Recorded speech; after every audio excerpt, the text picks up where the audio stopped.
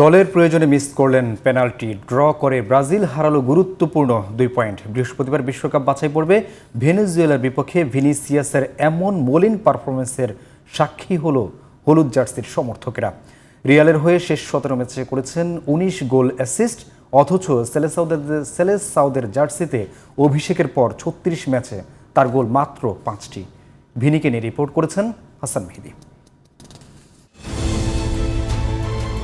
Club ফুটবলে Vinicius junior সময়ের সেরা, তা মানতে আপনার একটু দ্বিধা থাকার কথা না।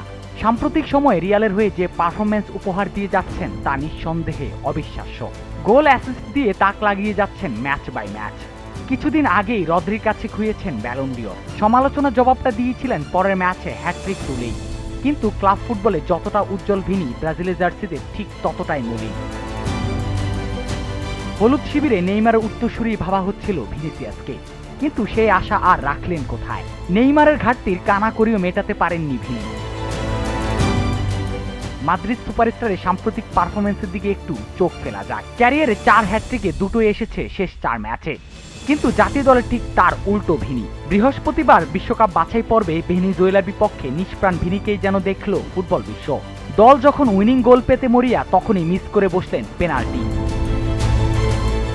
রিয়ালের হয়ে নেওয়া 6 পেনাল্টির সবকটিতেই গোল করেছেন ভিনিসিয়াস, অথচ ক্রান্তিকালে ব্রাজিলের শেষ 2টো পেনাল্টির একটিতে সফল সেলেসাও সেন্সেশন।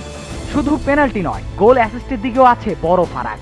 2019 সালে ব্রাজিলের জার্সিতে অভিষেকের পর থেকে ভিনি ঝুলিতে আছে 5 গোল আর 5 অ্যাসিস্ট, অথচ সেই ভিনি এই মৌসুমে গ্যালাক্টিকোদের হয়ে 17 ম্যাচে করেছেন 12 গোল আর 7 অ্যাসিস্ট।